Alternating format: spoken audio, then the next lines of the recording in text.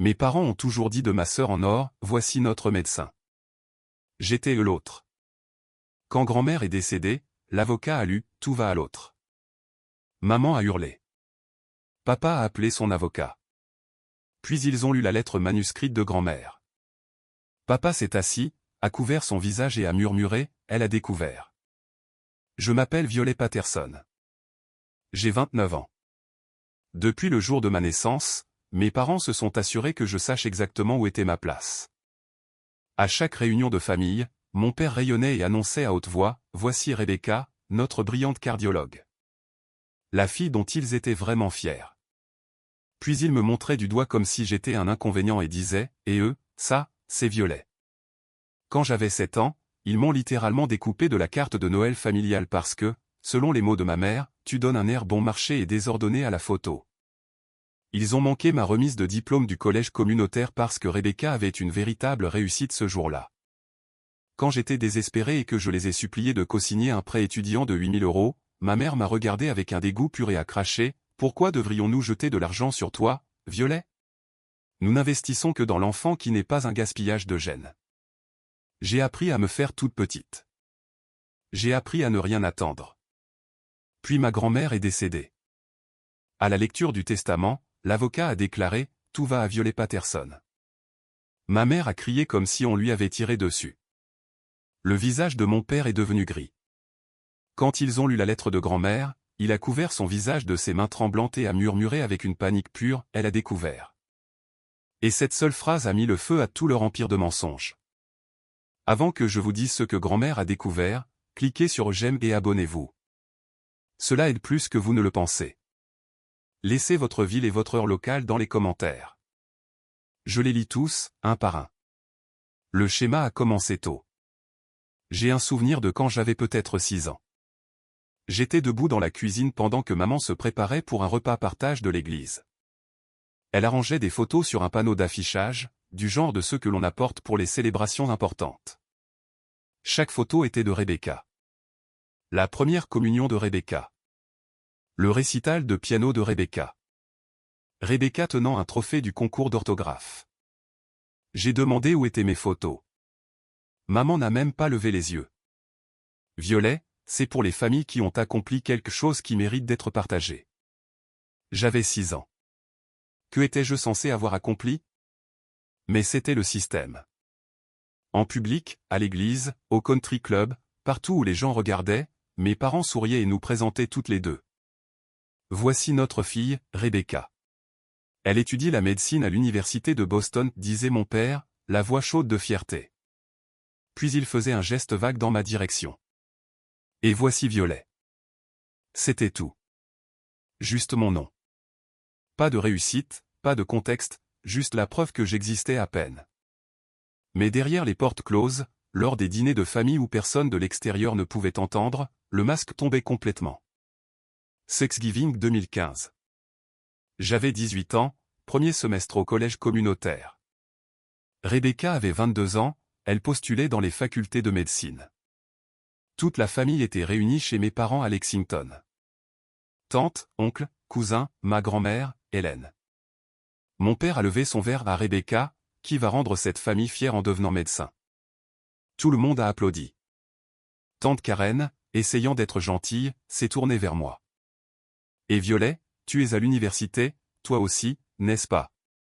Le sourire de ma mère était glacial. Collège communautaire. C'est très pratique pour quelqu'un avec les limitations de Violet. J'ai fixé mon assiette. La purée de pommes de terre refroidissait. Grand-mère Hélène a tendu la main et m'a serré la mienne sous la table. Elle n'a rien dit, mais sa prise était ferme. Je me suis accroché. Plus tard dans la soirée, j'ai trouvé le brouillon de la carte de Noël dans le bureau de maman. Elle organisait l'envoi annuel de la photo de famille. Des centaines de cartes à des amis, des collègues, des membres de l'église. La photo montrait notre famille de 4 devant la cheminée. Sauf que, en regardant de plus près, j'ai vu les calques de Photoshop sur son écran d'ordinateur. Elle avait pris une version où je me tenais entre mes parents et m'avait systématiquement effacé, clonant les briques de la cheminée là où j'avais été, lissant l'espace, faisant comme si je n'avais jamais existé. Je suis resté dans l'embrasure de la porte pendant 3 minutes complètes à regarder. Elle n'a pas remarqué que je l'observais. La semaine suivante, ces cartes ont été envoyées. 500 exemplaires. Pas une seule ne me montrait. Au moment où j'ai eu 22 ans, la disparité financière était devenue impossible à ignorer. Rebecca était en 2e année de médecine. Les frais de scolarité seuls s'élevaient à 80 000 € par an. Mes parents couvraient chaque centime. Ils payaient aussi son loyer à Boston, lui donnaient une allocation mensuelle pour ses dépenses, lui ont acheté une voiture quand la sienne est tombée en panne. Pendant ce temps, je cumulais 3 emplois pour me payer le collège communautaire. Chez Target, les matins de semaine, je remplissais les rayons de 6h à 11h, puis je me précipitais sur le campus pour les cours de l'après-midi. Le soir, je donnais des cours de soutien en mathématiques à des collégiens. 20 € de l'heure en espèces. Les week-ends, je servais dans un dîner à Waltham. Le propriétaire me laissait emporter les pâtisseries invendues à la fin de mon service. C'est ce que je mangeais la plupart des dimanches. Mon prêt étudiant était de 8 000 €, pas une fortune, mais le taux d'intérêt était brutal. 9% parce que je n'avais ni cosignataire ni historique de crédit. J'ai demandé à mon père de cosigner. Cela ferait baisser le taux à 4,5%. M'épargnerait des milliers d'euros sur la période de remboursement. Il était dans son bureau, lisant le Wall Street Journal. « Papa, pourrais-tu regarder cette demande de prêt ? Si tu cosignes, le taux. » Il n'a pas levé les yeux. « Violet, je ne vais pas encourager l'irresponsabilité financière. Tu dois apprendre à te débrouiller seul. » 3 jours plus tard, je l'ai entendu au téléphone avec Rebecca. « Je viens de virer 15 000 sur ton compte pour les frais de subsistance de ce semestre. Ne t'inquiète pas de le rembourser, ma chérie. Concentre-toi juste sur tes examens. » Je me tenais devant son bureau avec un sac de courses, des ramen, du beurre de cacahuète, du pain de la veille du rayon des invendus de la boulangerie. Mon compte en banque contenait 340 €. Rebecca a posté sur Instagram cette semaine-là, nouveau MacBook Pro, bracelet Tiffany. Légende, tellement reconnaissante du soutien familial.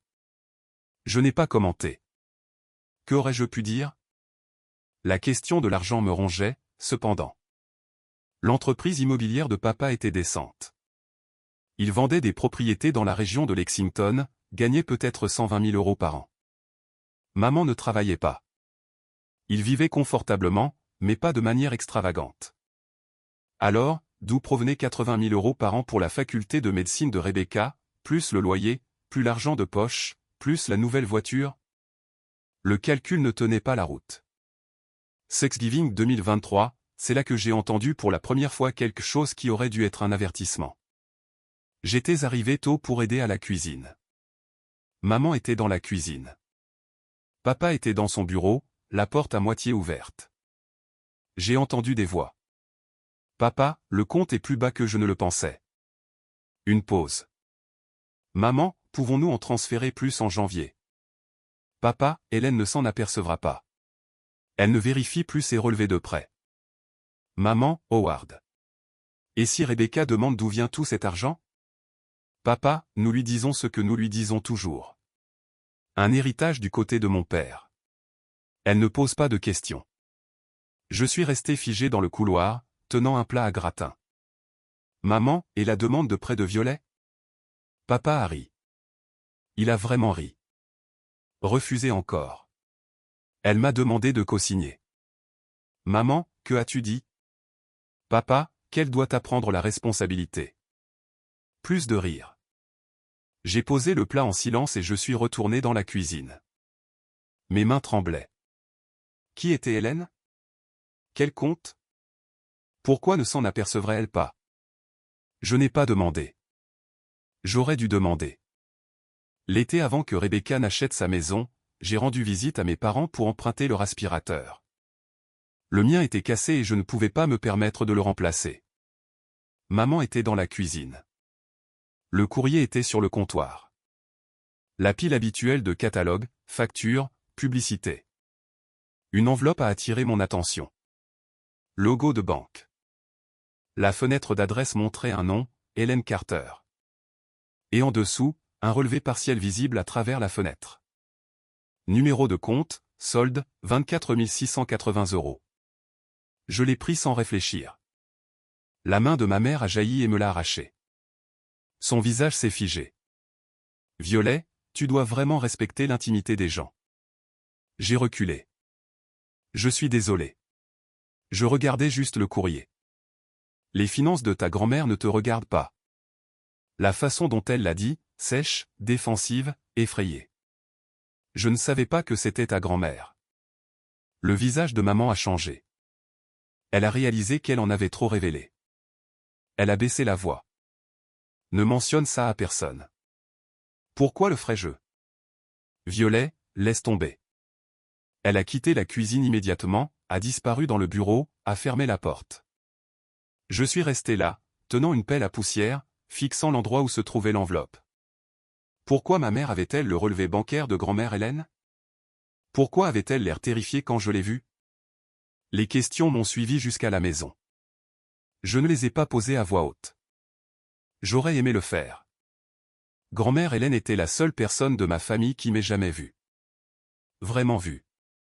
Chaque anniversaire, elle envoyait une carte avec 50 € glissés à l'intérieur. Elle n'a jamais oublié. Pas une seule fois, de mes 10 ans jusqu'à sa mort à 81 ans. Mes parents ont oublié mon anniversaire cette fois. Elle m'emmenait déjeuner une fois par mois, juste nous deux. Elle me posait des questions sur mes élèves de 3e année à l'école primaire Lincoln, et elle se souvenait de leurs noms. Elle me demandait comment j'allais et attendait une vraie réponse. Elle n'acceptait pas un bien. Quand j'ai obtenu mon diplôme d'enseignante en 2021, mes parents ne sont pas venus à la cérémonie. Rebecca avait une journée d'orientation à l'hôpital ce jour-là, mais grand-mère Hélène est venue. Elle était assise au premier rang. Après, elle m'a emmené dîner. Elle avait fait encadrer ma lettre d'offre du district scolaire et l'avait apportée avec elle. « Je suis si fière de toi, ma chérie, a-t-elle dit. J'ai commencé à pleurer en plein milieu du restaurant. Ce n'est que l'école primaire, grand-mère. Ce n'est pas comme si j'étais médecin. Son expression s'est durcie. Il n'y a pas de juste dans ce que tu fais. Tu vois ces enfants, tu les fais se sentir valorisés. La façon dont elle s'est arrêtée, la façon quoi? La façon dont tes parents ne t'ont jamais vu. Je n'ai pas compris ce qu'elle voulait dire. Pas à ce moment-là. Septembre 2025, week-end de la fête du travail. Je suis allé chez grand-mère pour notre visite habituelle. Elle vivait seule dans une maison coloniale de 3 chambres sur Maple Street à Lexington, la maison où mon grand-père George était mort 8 ans plus tôt. Je suis entré avec la clé de secours qu'elle m'avait donnée. Elle était à la table de la salle à manger. Des papiers partout. Des relevés bancaires, des marques de surligneurs jaunes partout. Des post-it avec des dates écrites de sa belle écriture. Un bloc-notes jaune couvert de notes. Elle a levé les yeux quand je suis entré. Son visage était différent. Fatigué. En colère. Grand-mère. Elle a rapidement retourné le bloc-notes. Violet, tu es en avance. J'ai envoyé un texto. Tu vas bien? Je vais bien, ma chérie. Je vérifie juste quelques finances, pour m'assurer que tout est en ordre. Sa voix était tendue, une fureur contenue en dessous. Je me suis approché. Je peux aider. Elle m'a regardé pendant un long moment, une expression que je ne pouvais pas déchiffrer. Tristesse et rage mêlées. Tu as déjà aidé, Violet. Plus que tu ne le sais. Elle n'a pas voulu expliquer ce que cela signifiait. J'ai vu une ligne sur le bloc-notes avant qu'elle ne le retourne. 2013 à 2025, 12 ans. Combien de fois ont-ils? Le reste était caché. Je n'ai pas insisté. J'aurais dû insister. Octobre. Notre rendez-vous mensuel pour un café dans son café préféré. Hélène semblait distraite. Elle remuait son café mais ne le buvait pas. Violet, je dois te demander quelque chose. Bien sûr. Quand tu étais plus jeune, 10 ou 11 ans, tes parents ont-ils déjà mentionné un fonds en fiducie créé pour toi? J'ai froncé les sourcils. Je crois. J'ai ce vague souvenir de grand-père George parlant de laisser de l'argent pour Rebecca et moi. Mais quand j'ai demandé à papa à ce sujet quand j'ai eu 18 ans, il a dit que je l'avais imaginé. La mâchoire de grand-mère s'est crispée. Ses jointures sont devenues blanches autour de sa tasse de café. Vraiment? Pas une question, une affirmation. Grand-mère, pourquoi demandes-tu ça? Ont-ils déjà expliqué d'où venait l'argent pour les frais de scolarité de Rebecca? Ils ont dit qu'ils avaient économisé, qu'ils avaient reçu un héritage à la mort de grand-père. Vraiment? Ce même ton plat, la fureur en dessous. Ils ne t'ont jamais offert d'aide financière. Pas même une fois. J'ai demandé à papa de co-signer mon prêt étudiant. Il a dit non. A dit que je devais apprendre la responsabilité. Grand-mère a posé sa tasse. Sa main tremblait. Violet, te souviens-tu de ton grand-père parlant de l'héritage familial? Il disait toujours qu'il voulait s'assurer que ses petits-enfants aient des opportunités. Les 2 petits-enfants, il était très précis à ce sujet. Je ne comprenais pas. Grand-mère, que se passe-t-il? Je dois d'abord vérifier certaines choses, mais Violet, je veux que tu saches, quoi qu'il arrive dans les prochains mois, tu es toujours assez. Ce qu'ils t'ont fait. Elle s'est arrêtée, à respirer. Ce n'était pas ta faute. Quoi? Qui a fait? Elle a tendu la main par-dessus la table, a saisi la mienne. Je t'expliquerai bientôt. Je te le promets. Thanksgiving 2025 fut la dernière fois que j'ai vu toute la famille réunie. Grand-mère Hélène est venue chez mes parents. La tension était immédiate. Elle a à peine parlé à mon père ou à ma mère. Pendant le bénédicité, elle les a fixés de l'autre côté de la table comme si elle mémorisait des preuves. Rebecca parlait de sa nouvelle promotion, cardiologue principal sur un essai de recherche. Grand-mère a écouté. Puis elle a dit, « Félicitations, ma chère. Ton grand-père Georges aurait été fier. » Une pause. Elle a regardé directement mon père. Il a travaillé si dur pour laisser un avenir à ses petits-enfants. À tous les 2. Il était très précis à ce sujet. Par écrit. Le visage de mon père est devenu rouge. Maman, nous sommes tous reconnaissants pour tout ce que papa nous a laissé. Laissé à toi, Howard? Sa voix était calme. Ton père ne t'a pas laissé cet argent. Il l'a laissé en fiducie pour Violet et Rebecca, pas pour que tu le redistribues à ta guise. Ma mère s'est levée brusquement. Je vais chercher le dessert. Rebecca avait l'air confuse. Grand-mère, de quoi parles-tu? Hélène s'est tournée vers elle. Demande à tes parents d'où vient l'argent de ta faculté de médecine, Rebecca. Vraiment. Demande. Exige de voir les documents. La pièce est devenue silencieuse. Personne n'a demandé. Après le dîner, j'ai raccompagné grand-mère à sa voiture. Elle m'a serré fort dans ses bras. Trop fort. Je suis tellement désolé de ne pas l'avoir vue plus tôt, a-t-elle murmuré. Voir quoi? Combien ils t'ont pris?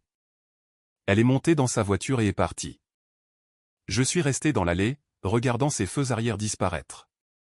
Je ne savais pas que c'était la dernière fois que je la verrais vivante. 15 décembre, 21h. Mon téléphone a sonné. Grand-mère Hélène. Salut, grand-mère. Violet. Sa voix était différente. Résolue, calme, puissante. J'ai besoin que tu me promettes quelque chose. N'importe quoi. Peu importe ce qui se passe après mon départ. Et ma chérie, j'ai 81 ans. Nous devons être réalistes. Ne les laisse pas t'effacer à nouveau. Ma poitrine s'est serrée. Grand-mère, tu me fais peur. Es-tu malade? Mon cœur n'est plus ce qu'il était. Mais ce n'est pas de ça qu'il s'agit. Alors de quoi? Ils ont essayé de te rendre invisible toute ta vie. Tes parents. Mais je te vois. Je t'ai toujours vu. Et j'ai passé les 3 derniers mois à m'assurer que tout le monde te verra aussi. Je me suis assise. Je ne comprends pas. Tu comprendras bientôt. Promets-moi que tu seras forte. Promets-moi que tu ne les laisseras pas te manipuler une fois de plus. Je pleurais. Je le promets. Mais grand-mère, qu'as-tu fait? Je t'ai protégée, enfin. J'aurais dû le faire il y a des années. Mais je le fais maintenant. En arrière-plan, j'entendais des papiers bruire. Elle était à son bureau, travaillant sur quelque chose même à 21h. Je t'aime, Violet Marie Patterson. Tu es assez. Tu l'as toujours été. Ne l'oublie jamais. Je t'aime aussi. Bien. Maintenant, va dormir. Et Violet, le moment venu, sois courageuse. Elle a raccroché. C'était la dernière vraie conversation que nous ayons eue. 5 semaines plus tard, elle était morte. 18 janvier, 6h45. Mon téléphone a sonné. Le nom de papa sur l'écran. J'ai répondu. Bonjour, Violet. Ta grand-mère est décédée. Tout s'est arrêté. Quoi? Hélène, insuffisance cardiaque vers 3 heures du matin. La maison de retraite nous a appelés il y a 1 heure. Je ne pouvais plus respirer. Est-ce qu'elle? Elle est partie, Violet. Nous nous rendons à l'établissement maintenant pour nous occuper des arrangements. Tu n'as pas besoin de venir. Quoi? Bien sûr que je viens. Violet, il y a des procédures légales, de la paperasse. Nous nous en occuperons. C'est ma grand-mère aussi. Une longue pause. Bien. Sois là à 9 heures. Il a raccroché. Je me suis assise sur mon lit, fixant le mur. Grand-mère Hélène était morte. La seule personne qui m'ait jamais vraiment vu, partie. Je me suis habillé, j'ai conduit jusqu'à la maison de retraite. Par la fenêtre de sa chambre, je pouvais voir ma mère déjà à l'intérieur, fouillant les tiroirs du bureau de grand-mère, rapidement, frénétiquement, cherchant quelque chose. Je suis entré dans la pièce. Maman et Rebecca fouillaient dans des papiers. Papa était au téléphone avec les pompes funèbres. Personne ne pleurait. Qu'est-ce que vous faites? Maman n'a pas levé les yeux. Nous devons trouver des documents importants. Testament, police d'assurance, informations sur les comptes.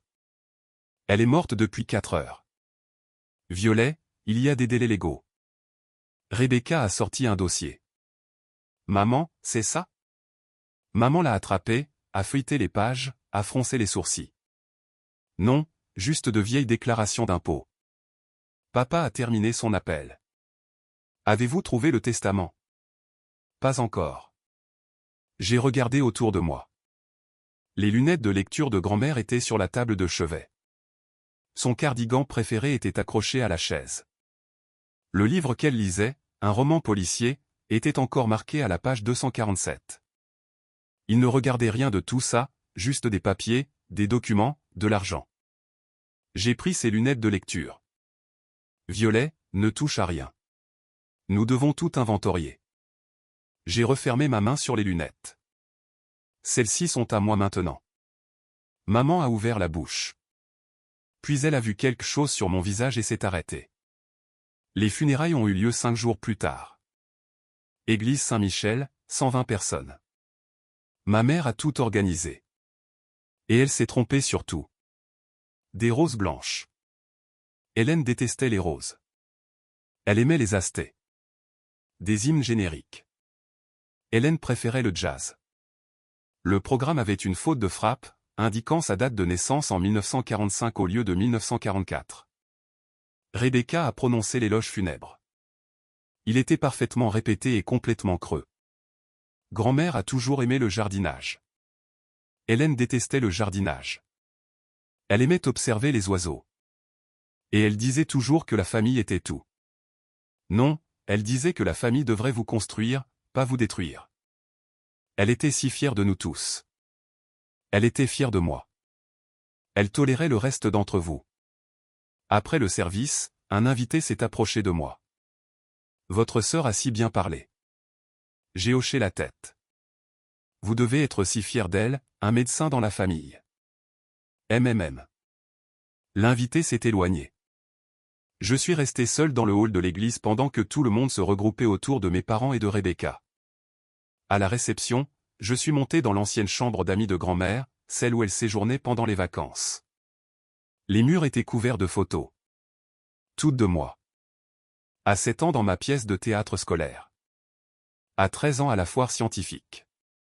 À 18 ans à la remise des diplômes. À 22 ans recevant mon diplôme d'enseignante. Sur chaque photo, grand-mère était là, debout à côté de moi, souriante. J'ai entendu des voix dans le couloir. Mes parents. Maman, as-tu trouvé la clé du coffre-fort? Papa, non. Son avocat doit l'avoir. Maman, qui est son avocat? Papa, un certain Montgomery. James Montgomery.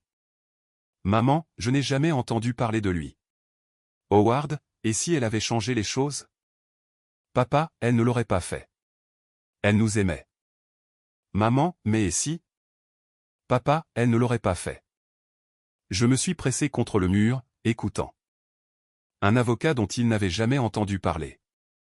Pourquoi grand-mère aurait-elle engagé un avocat qu'il ne connaissait pas? Des pas dans les escaliers. Je me suis éloigné de la porte. On a frappé. Je me suis retourné. Un homme se tenait dans l'embrasure de la porte. La cinquantaine, en costume. Des yeux bienveillants. Violet Patterson? Oui. James Montgomery. J'étais l'avocat de votre grand-mère. Nous étions dans la chambre de grand-mère. Il m'a tendu une carte de visite. Je suis vraiment désolé pour votre perte. Hélène parlait souvent de vous, avec une grande fierté. Merci. Je ne savais pas qu'elle avait engagé un avocat. Elle est venue me voir en septembre pour la planification de sa succession. Mes parents cherchent son testament. J'en suis sûr. Quelque chose dans son ton m'a fait le regarder plus attentivement. Il a continué, la lecture officielle est prévue pour le 3 février, 14 h, à mon bureau à Lexington. J'ai regardé la carte. Au dos, manuscrit, violet, venez seul si possible. J.M. Dois-je le dire à mes parents? Les instructions d'Hélène étaient de notifier toutes les parties par lettre recommandée. Ils recevront un avis la semaine prochaine. Toutes les parties? Vos parents, votre sœur et vous. Juste nous? Il m'a regardé attentivement. Le 3 février, violet, 14 h. Il s'est dirigé vers la porte, puis s'est arrêté. Et violet, n'apportez rien avec vous. Tout ce dont vous aurez besoin sera fourni. Il est parti. Je suis resté là, tenant la carte, essayant de comprendre ce que cela signifiait. Les 10 jours suivants se sont écoulés lentement. Mes parents étaient confiants. J'ai entendu des conversations. 26 janvier, maman à papa, elle m'a probablement laissé la maison. J'étais comme une fille pour elle. 28 janvier, papa à Rebecca, maman t'aimait tellement. Je suis sûr qu'il y a des bijoux pour toi. 30 janvier, Rebecca à son mari, Tyler, je parie que grand-mère m'a laissé ses perles. Personne ne m'a mentionné. Pas une seule fois en 10 jours. 1er février. Papa au téléphone avec son avocat spécialisé en succession. Oui, je suis l'héritier principal, son unique fils. La succession devrait me revenir, avec des montants symboliques pour les petites filles. Que voulez-vous dire, ça dépend du testament. C'est la procédure standard. Non, je ne l'ai pas encore vu. La lecture est dans 2 jours, mais ce n'est qu'une formalité. 2 février, 23h47. Mon téléphone a vibré. SMS de Montgomery. Rappel, demain 14 h. Apportez une pièce d'identité avec photo. Puis un autre SMS. Cela va tout changer. Soyez prête. Je me suis assise dans mon studio, tenant les lunettes de lecture de grand-mère.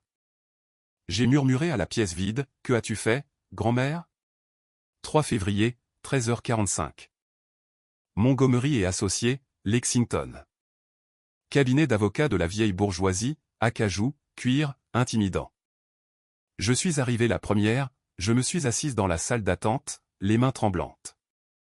13h52. Mes parents sont arrivés. Maman en tailleur Chanel.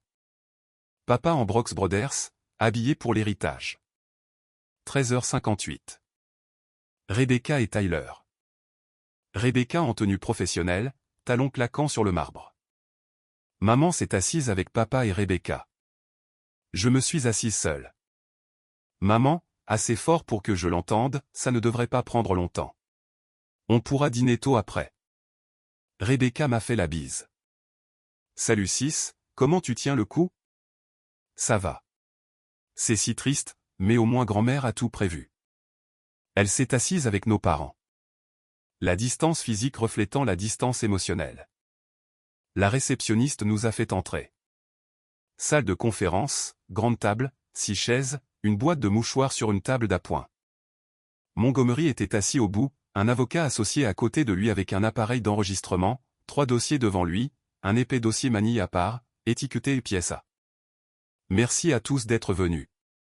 Ceci est la lecture du dernier testament d'Hélène Marie Carter, exécuté le 20 décembre 2025, attesté et notarié conformément à la loi du Massachusetts.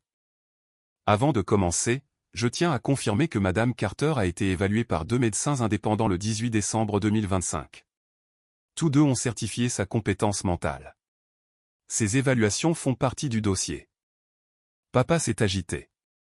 Ce ne sera pas nécessaire. Nous ne contestons rien. Je suis tenu de le déclarer quoi qu'il en soit, Monsieur Patterson. Bien sûr. Ça semble juste excessivement formel pour une affaire de famille. Les instructions de Madame Carter étaient très précises sur la formalité. Montgomery a ouvert un dossier. Y a-t-il des questions préliminaires? Papa s'est penché en avant. Juste une. Ce testament remplace-t-il tous les documents antérieurs? C'est le seul testament de Madame Carter, Monsieur Patterson. Elle n'a jamais exécuté de testament antérieur. Papa a semblé surpris. Elle n'avait jamais fait de testament avant. Correct. Elle a créé celui-ci en décembre. Devons-nous commencer? Quelque chose de froid m'a traversé la poitrine. Pourquoi grand-mère aurait-elle soudainement fait un testament 3 mois avant de mourir? Qu'est-ce qui avait changé en septembre? Montgomery a commencé à lire. Le dernier testament d'Hélène Marie Carter, résidente de Lexington, Massachusetts. Scène d'esprit et de corps. Il a parcouru le langage standard, puis les effets personnels. Mon alliance de mon défunt Marie-Georges a violé Marie Patterson. J'ai cligné des yeux. Mon service de porcelaine reçu en cadeau de mariage en 1963 a violé Marie Patterson. Maman s'est agitée sur son siège. Ma collection de livres a violé Marie Patterson. Toutes les photographies et correspondances personnelles a violé Marie Patterson. La voix de maman était sèche. Tout a violé? Montgomery a continué sans pause. Tous les bijoux à l'exception de mon collier de perles. Rebecca s'est redressée. Que j'ai vendu en novembre 2025. Le produit de la vente a été déposé sur mon compte d'épargne. Le visage de Rebecca s'est décomposé.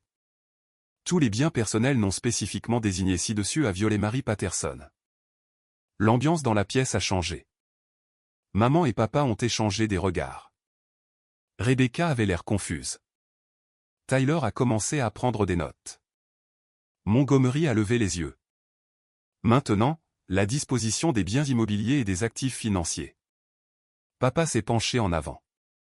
C'était ce qu'ils attendaient. Ma maison située au 428 Maple Street, Lexington, Massachusetts, actuellement évaluée à environ 520 000 €, je la lègue à ma petite-fille, Violet Marie Patterson. Maman a halté. Tous les comptes d'épargne, comptes courants, comptes du marché monétaire et portefeuille d'investissement totalisant environ 400 000 €, je les lègue à ma petite-fille, Violet Marie Patterson. Le visage de papa a perdu toute couleur. Valeur totale de la succession à Violet Marie Patterson, environ 920 000 €. Silence.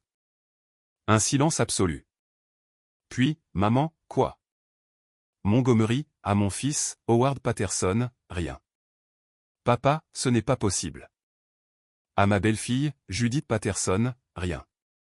Maman, c'est une erreur. À ma petite-fille Rebecca Patterson. Rien. Rebecca a commencé à pleurer. Grand-mère n'aurait pas. Elle nous aimait. Tyler, ce n'est pas légal. Influence indue. Violet doit avoir. La voix de Montgomery a tranché comme de la glace. Monsieur est, je serai très prudent avec les accusations. Madame Carter avait anticipé les contestations. Elle a été évaluée par le docteur Raymond Klein, psychiatre gériatrique, et le docteur Naomi Foster, neurologue. Tous deux ont certifié, pas de démence, pas de déficience cognitive, aucune preuve de coercition. Elle était, selon leurs avis professionnels, plus vive que la plupart des gens de la moitié de son âge. Papa s'est levé. J'appelle mon avocat. C'est. Asseyez-vous, monsieur Patterson. Quelque chose dans la voix de Montgomery l'a fait s'asseoir. Il y a plus. Montgomery a attrapé le dossier manille. Sa main reposait dessus. Madame Carter a laissé une lettre à lire à voix haute lors de cette réunion, et de la documentation, une documentation très complète. Selon ses instructions explicites, je vais maintenant lire les deux intégralement. Il a ouvert l'enveloppe. Je pouvais voir l'écriture de grand-mère sur le papier. Mon cœur battait la chamade. Montgomery a commencé à lire. À ma famille, si on peut encore vous appeler ainsi après ce que vous avez fait. Je suis Hélène Marie Carter. J'ai 81 ans. Je suis saine d'esprit. J'écris ceci le 20 décembre 2025, sachant que lorsque vous entendrez ces mots, je serai parti. Je connais mon fils Howard depuis 57 ans. Je l'ai vu passer d'un enfant doux à un homme que je ne reconnais plus. Je pensais savoir quel genre de personne il deviendrait. Je me suis trompé. En septembre 2025, j'ai reçu une alerte de ma banque concernant une activité inhabituelle sur mon compte de pension. Je n'avais autorisé aucun virement. J'ai appelé la banque. Ils m'ont informé que depuis 12 ans, mes dépôts de pension mensuels de 4 200 € avaient été redirigés vers un compte secondaire que je n'avais pas ouvert, dont j'ignorais l'existence et que je n'avais pas autorisé. J'ai engagé un expert comptable judiciaire. Son nom est Daniel Brooks. Je l'ai payé 18 000 € pour enquêter. Ce qu'il a trouvé m'a brisé le cœur et a enflammé ma fureur dans une égale mesure. Maman s'est levée. C'est de la diffamation. Madame Patterson, veuillez vous asseoir. Je suis tenu de lire ceci en entier. Papa, vous n'êtes pas obligé. Nous pouvons examiner ça en privé. Les instructions de Madame Carter étaient explicites. Chaque mot à voix haute. Aucune exception. Papa s'est assis. Son visage était gris. Montgomery a continué. Mais avant de partager les conclusions de M. Brooks, je veux que ma petite fille Violet sache quelque chose. Ce n'est pas ta faute. Ce que je suis sur le point de révéler n'est pas un secret de famille que tu aurais dû découvrir. Ce n'est pas quelque chose que tu étais trop naïve pour voir. C'est un crime commis contre toi, contre moi, contre la vérité elle-même. Tu n'es pas moins que ta sœur. Tu ne l'as jamais été. Tu as été volé, systématiquement, délibérément, pendant 12 ans, et je vais m'assurer que tout le monde le sache. Je ne sentais plus mes doigts. Rebecca pleurait, confuse, effrayée, pleurait. Tyler avait son bras autour d'elle. Maman pleurait aussi, des larmes de panique. Les mains de papa étaient des poings. Montgomery a sorti le dossier manille, l'a ouvert. Madame Carter m'a chargé de lire le résumé exécutif du rapport d'expertise comptable judiciaire préparé par Daniel Brooks, CPA, CF, daté du 30 novembre 2025. Résumé exécutif, sur une période de 12 ans, de janvier 2013 à août 2025, Howard et Judith Patterson ont systématiquement détourné un total de 683 200 € d'Hélène Marie Carter par les méthodes suivantes. Méthode 1, redirection de la pension. Les paiements de pension mensuels de 4 200 € ont été redirigés du compte courant principal de Madame Carter vers un compte secondaire ouvert à son nom sans sa connaissance ni son consentement. Durée, janvier 2013 à août 2025, 152 mois, total 638 400 €. Méthode 2, liquidation d'investissement. 2 comptes d'investissement ont été liquidés sans autorisation en mars 2018 et septembre 2020. Total 78 400 €. Méthode 3, documents falsifiés. L'analyse révèle que 34 documents portant la signature d'Hélène Carter ont été vérifiés par un expert comme étant des faux. Répartition des fonds détournés par utilisation. Frais de scolarité de la faculté de médecine, Rebecca Patterson, 2015 à 2019, 320 000 €. Acompte sur une propriété résidentielle achetée par Rebecca Patterson en mai 2020, 150 000 €. Frais de mariage, Rebecca Patterson, juin 2019, 85 000 €. Dépenses de style de vie, Howard et Judith Patterson, 128 200 €. Total, 683 200 €. Silence. Un silence absolu, suffocant. La voix de Rebecca, brisée. Ce n'est pas possible. Maman et papa ont économisé pour mes études. Ils m'ont dit. Il y a plus, Mademoiselle Patterson. Montgomery a sorti un autre document. En 2007, George Carter, le défunt mari d'Hélène et votre grand-père, a créé une fiducie irrévocable pour sa petite-fille, Violet Marie Patterson. Financement initial, 235 000 € provenant d'une police d'assurance vie. La fiducie devait être accessible à Violet à son 18e anniversaire en 2015.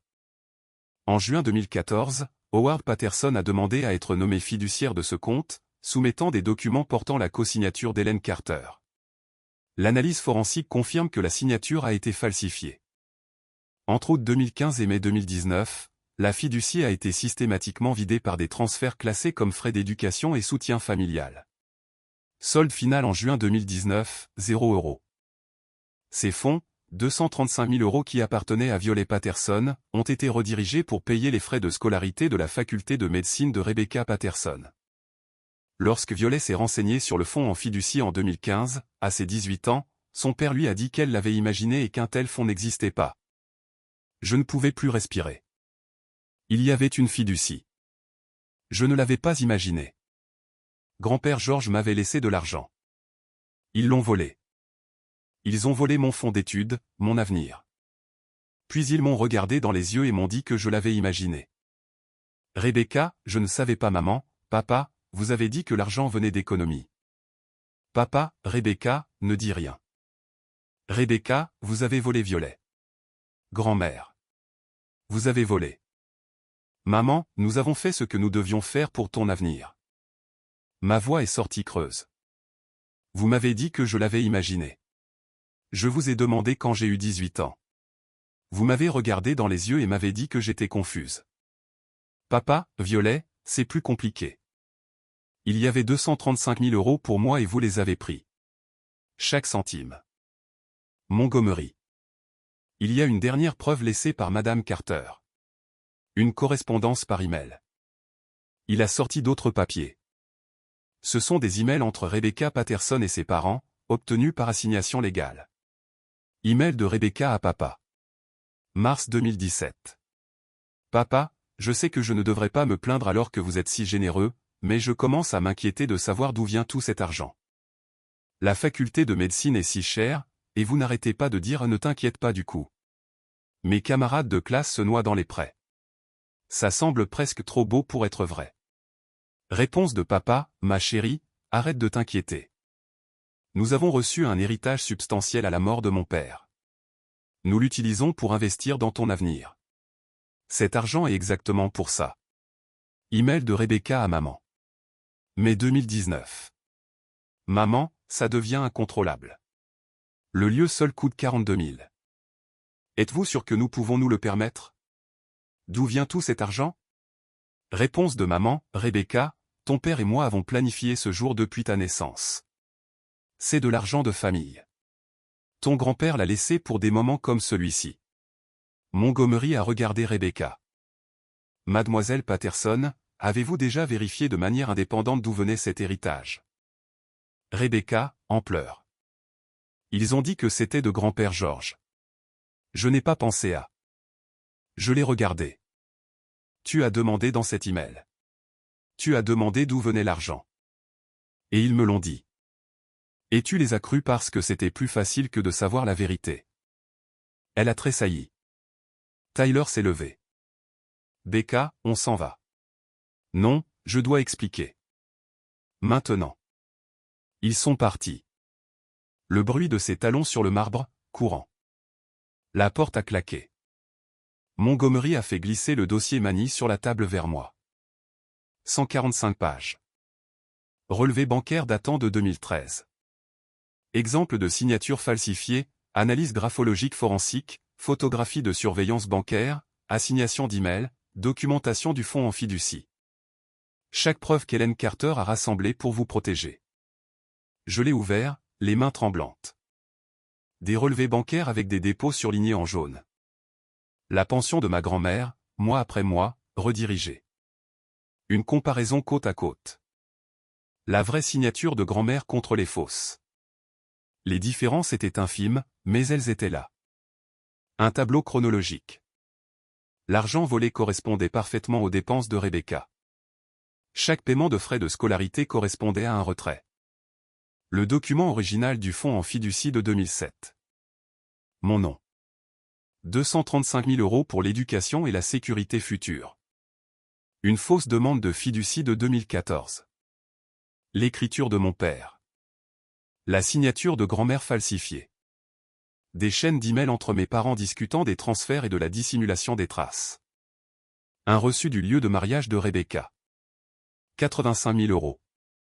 Payé par chèque du compte H. Carter. Document de clôture de la maison. Chèque d'acompte du compte Hélène Monsieur Carter. Une photo de surveillance. Mon père à la Citizens Bank déposant un chèque avec une signature falsifiée. Date, mars 2016. J'ai levé les yeux vers Montgomery. Ce sont 12 ans de ma vie. Page par page. Oui. Ils ont volé tout mon avenir. Hélène voulait que vous sachiez que ce n'était pas votre faute. Et elle voulait que vous ayez le choix. Le choix. De poursuivre des poursuites pénales. Selon les lois du Massachusetts sur la maltraitance des personnes âgées, vous avez 6 ans à compter de la découverte pour porter plainte. Vous avez découvert aujourd'hui. Mais l'instruction de Madame Carter était claire. Si vos parents contestent ce testament de quelque manière que ce soit, je dois déposer des plaintes pénales auprès du procureur général immédiatement en votre nom. Papa, Violet, s'il te plaît. Nous sommes une famille. Je l'ai regardé. Cet homme qui m'a appelé l'autre pendant 29 ans, qui a volé mon fonds d'études. Qui m'a regardé dans les yeux et m'a dit que j'avais imaginé le fonds en fiducie. Vous n'êtes pas ma famille. Vous êtes les gens qui m'ont effacé, puis m'ont volé, puis ont menti sur le fait de m'avoir volé. Nous avons fait ce que nous pensions être le mieux pour Rebecca. Vous avez fait ce qui était le mieux pour Rebecca en utilisant mon argent et l'argent de grand-mère. Maman, Violet, s'il te plaît, pense à ta sœur. Je ne conteste pas le testament de grand-mère. Je l'accepte. Entièrement. Chaque dollar, chaque bien, tout. Ce qu'elle m'a laissé parce qu'elle me voyait vraiment. Je me suis levé, j'ai fermé le dossier. Papa, Violet, sois raisonnable. Je vous verrai au tribunal si vous contestez. Sinon, je ne vous verrai plus jamais. Je me suis dirigé vers la porte. Montgomery, Violet. Un instant. Il m'a tendu une autre enveloppe, mon nom écrit de la main de grand-mère. Ceci est privé, pour vos yeux seulement. Lisez-le quand vous serez prête. Je l'ai prise, j'ai quitté la salle de conférence, j'ai laissé mes parents assis là, la bouche bée, leurs mensonges exposés. Dehors, je suis restée assise dans ma voiture pendant 20 minutes avant de pouvoir conduire. Les 72 heures suivantes ont été un chaos. 4 février, 10h15. Mes parents ont engagé un avocat spécialisé en litiges successoraux. 4 février, 14h47. Leur avocat a appelé Montgomery, a menacé de contester le testament. Réponse par email de Montgomery, dont j'ai reçu une copie. Maître Whitmore, j'ai une plainte pénale préparée. Maltraitance des personnes âgées, détournement de fonds, falsification. Vos clients ont 24 heures pour retirer leur contestation ou je la dépose immédiatement auprès du bureau du procureur général du Massachusetts. 5 février, 16h18. Leur avocat a rappelé. Les parents retirent leur contestation. 5 février, 19h30. Maman m'a appelé. J'ai répondu. Oui. Violet, s'il te plaît. Nous devons parler en famille. Communiquer par l'intermédiaire des avocats. Tu vas vraiment détruire cette famille pour de l'argent? Vous l'avez détruite il y a 12 ans. Je refuse juste de prétendre qu'elle est encore intacte. Nous avons fait ce que nous pensions. C'était du vol. Vous avez commis un vol pendant 12 ans. Ce n'est pas une décision parentale. C'est un crime. Ton père et moi sommes prêts à discuter d'un remboursement. Il n'y a rien à discuter. J'ai raccroché. La première limite que j'ai jamais posée avec ma mère. C'était comme respirer. Le soir du 6 février, je me suis assise dans mon studio avec la deuxième lettre de grand-mère, la privée. Je l'ai ouverte. 3 pages manuscrites. Ma très chère Violet, si tu lis ceci, tu as entendu la vérité. Tu sais ce qu'ils ont fait. J'aimerais pouvoir t'épargner cette douleur, mais le silence aurait été une plus grande cruauté. Je ne suis pas surprise par ce que j'ai trouvé, seulement par le temps qu'il m'a fallu pour le trouver. J'ai regardé ton père choisir Rebecca plutôt que toi depuis que vous étiez enfant. Je me suis dit que c'était une dynamique fraternelle normale. Je me suis trompé. C'était un effacement systématique. Au moment où j'ai découvert les relevés bancaires en septembre, j'avais déjà passé 29 ans à ne pas te protéger. Je ne peux pas te rendre ces années. Je ne peux pas annuler les anniversaires qu'ils ont oubliés, les réussites qu'ils ont ignorées, les façons dont ils t'ont fait sentir invisible. Mais je peux te donner ceci, la liberté, la sécurité financière et la preuve irréfutable, que tu étais digne depuis le début. Utilise la maison. Garde-la si elle t'apporte la paix. Vends-la si elle t'apporte la liberté. Utilise l'argent pour construire la vie qu'ils ont essayé de te voler. Et Violet, s'il te plaît, trouve des gens qui te voient, qui te célèbrent, qui ne te font pas mériter l'amour par le silence et la petitesse. Tu n'es pas l'autre. Tu es Violet Marie Patterson. Tu es une enseignante qui change la vie des enfants. Tu es gentille malgré avoir été élevée par la cruauté. Tu es forte malgré qu'on t'ait dit que tu étais moins.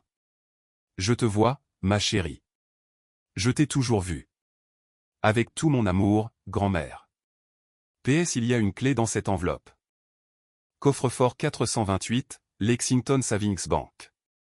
Un cadeau de plus. Au bas, une petite clé en laiton. J'ai pleuré en lisant cette lettre. De vrais sanglots qui secouaient mon corps, non pas de chagrin, mais d'être vu. Enfin, complètement vu. Rebecca a appelé tous les jours cette première semaine. Je n'ai pas répondu.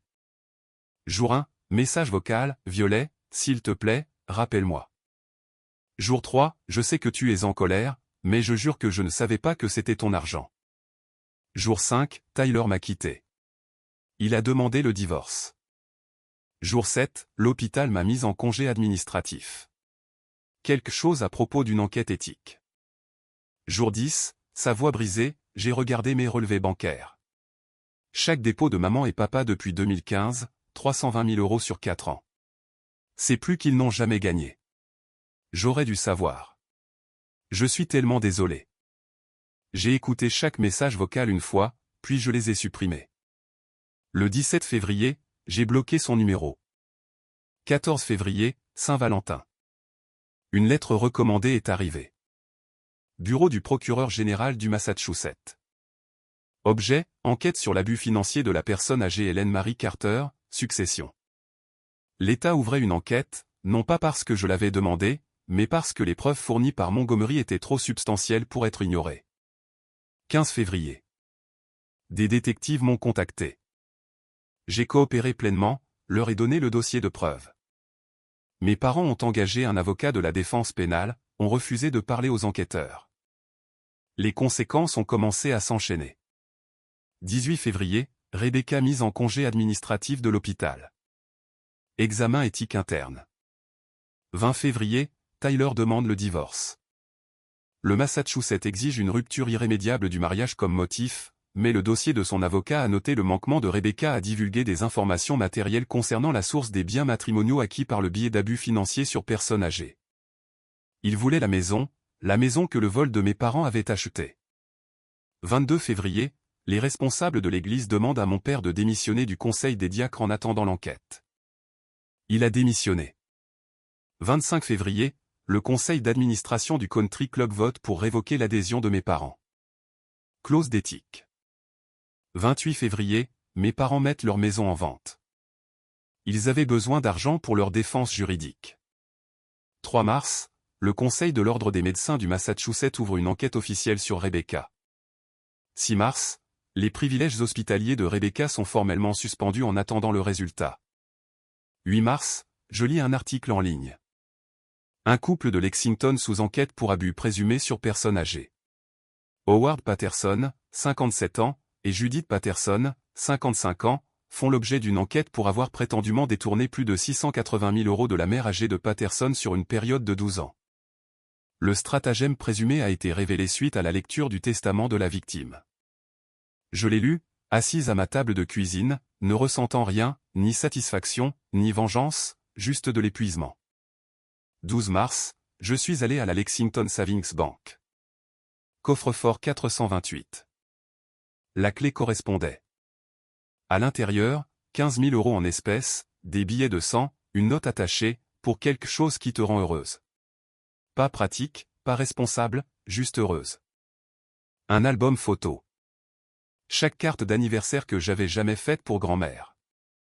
Des dessins au crayon de mes 5 ans. Des cœurs en papier de construction de mes 10 ans. Des cartes faites à la main de mon adolescence. Elle avait gardé chacune d'entre elles. Un bulletin scolaire de 3e année où j'avais écrit « Quand je serai grande, je veux être enseignante pour aider les enfants à se sentir vus ». Une copie du document original du fonds en fiducie de grand-père Georges de 2007 pour moi. Une clé USB étiquetée pour violet. Preuve supplémentaire si nécessaire. Plus tard dans la journée, j'ai branché la clé USB. Des fichiers vidéo, des enregistrements audio, des chronologies que grand-mère avait faites à la main, des notes en marge sur les documents. Assure-toi que Violet sache que ce n'est pas sa faute. Ne les laisse pas l'effacer à nouveau. Le dernier fichier, une vidéo datée du 15 janvier, 3 jours avant sa mort. Grand-mère Hélène, l'air faible mais déterminé, parlant directement à la caméra. « Salut, ma chérie. Si tu regardes ça, je suis parti. J'espère que je me suis trompé sur le fait que mon cœur allait bientôt lâcher. Mais juste au cas où, je veux que tu saches qu'être ta grand-mère a été le plus grand honneur de ma vie. Tu m'as rendu fier chaque jour. Maintenant, va, sois libre, Violet. Construis une vie qui te célèbre. Je t'aime. » Je l'ai regardé 3 fois. J'ai pleuré pendant les 3. Cet après-midi-là, j'ai conduit jusqu'au 428 Maple Street. La maison de grand-mère. Ma maison. Maintenant. J'ai marché lentement à travers. Le salon, mon diplôme d'enseignante toujours encadré sur la cheminée à côté de la photo de grand-père. La salle à manger, la table où nous avions pris notre dernier café en octobre. La cuisine, sa boîte à recettes. Je l'ai ouverte. Des fiches manuscrites. Une étiquetée et les biscuits préférés de Violet. À l'étage, la chambre principale. Je n'y étais pas encore entré. Une profonde inspiration. J'ai ouvert la porte. Le mur était couvert de photos. Toutes de moi. À 7 ans dans ma pièce de théâtre scolaire, à 13 ans à la foire scientifique, à 18 ans à la remise des diplômes, à 22 ans avec mon diplôme d'enseignante. Au centre, une photo spontanée de moi à peut-être 7 ans, lisant un livre chez grand-mère, complètement absorbé. En dessous, une petite plaque. Ma fille. Je me suis assise par terre et j'ai pleuré. Dans le placard, j'ai trouvé une boîte. Chaque carte d'anniversaire que j'avais faite, chacune d'entre elles. Au fond. Une carte de l'écriture de grand-mère. Jamais envoyée. Datée du 28 décembre 2025. Pour ton 30e anniversaire, auquel je ne serai pas là. Violet, tu es assez. Tu l'as toujours été. Maintenant, va construire une vie qui te célèbre. Amour pour toujours, grand-mère. J'ai décidé sur le champ. Je gardais cette maison. C'était ici que quelqu'un m'avait vu. C'était chez moi. 15 mars, premier acte de réappropriation. J'ai remboursé mon prêt étudiant, 8 000 €. Banque en ligne. Clique sur soumettre. Solde 0. J'ai appelé mon amie Natacha. Qu'est-ce que ça fait? Comme si je pouvais respirer. Et maintenant? Je ne sais pas. J'ai passé 29 ans à survivre. Je ne sais pas comment m'épanouir. Alors apprends. 18 mars. J'ai appelé un thérapeute. Premier rendez-vous. 22 mars. 20 mars, un agent immobilier est venu estimer la maison. Sur le marché actuel, 520 000 €. Vous pourriez vendre. J'ai de nouveau parcouru les pièces. Je la garde. C'est une grande maison pour une seule personne. Peut-être que je ne serai pas seul pour toujours. Peut-être que je la remplirai d'une famille choisie.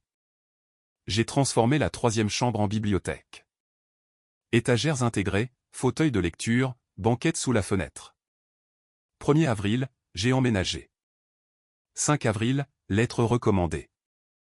Commonwealth du Massachusetts contre Howard Patterson et Judith Patterson. Procès pénal fixé au 12 août 2026. Vous êtes cité comme témoin de l'accusation. 10 avril. J'ai rencontré un conseiller financier. Je veux créer un fonds de bourse pour les enfants qui sont négligés. Combien? 12 000 € par an pour 4 ans d'université d'État. La bourse Hélène Carter pour les étudiants négligés.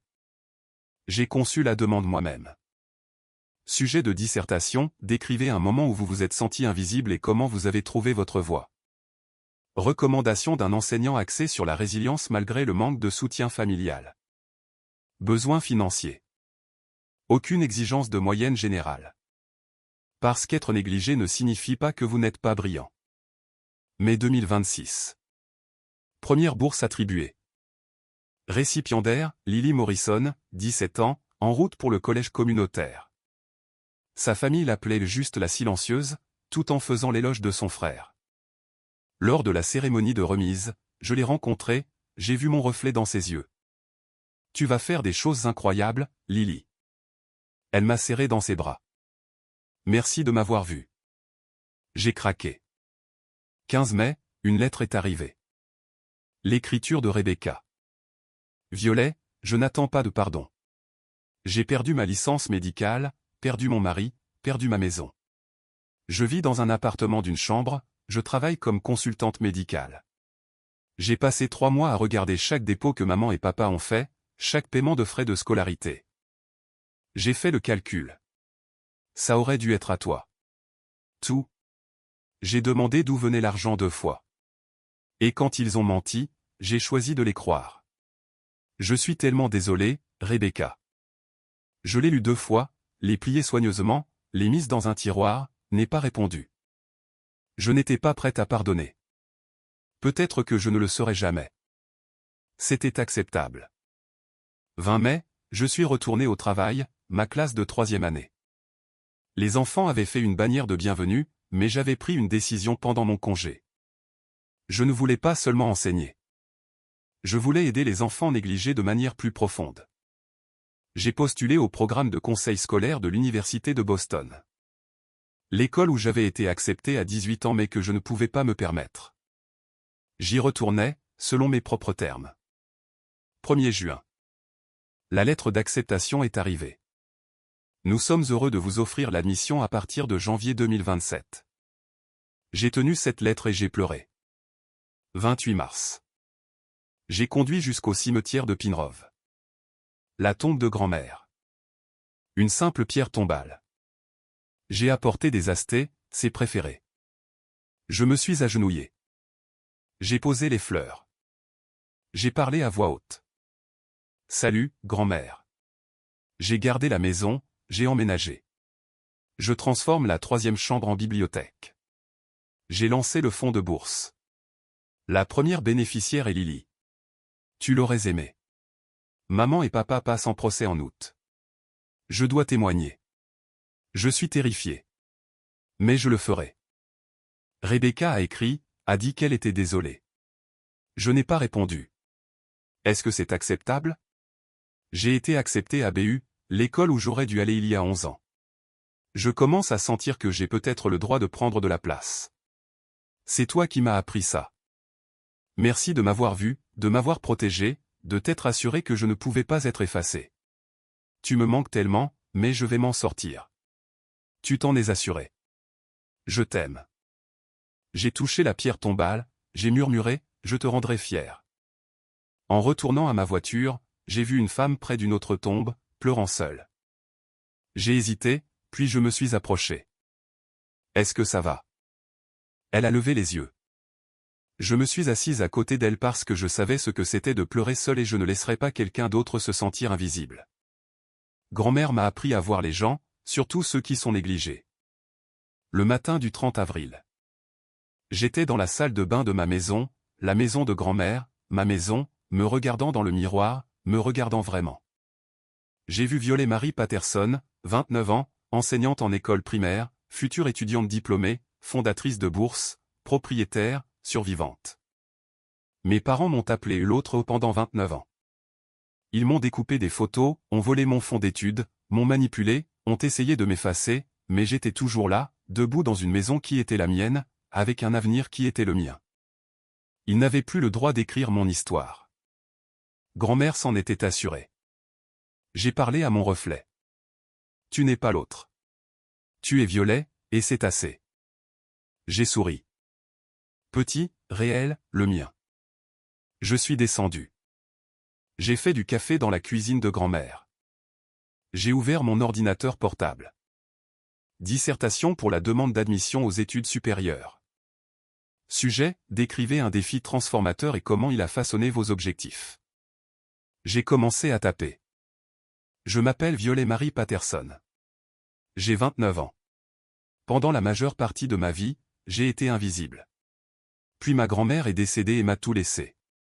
Pas seulement de l'argent et une maison, mais la preuve que j'avais toujours mérité d'être vu. Ceci est mon histoire, et je suis enfin prête à la raconter.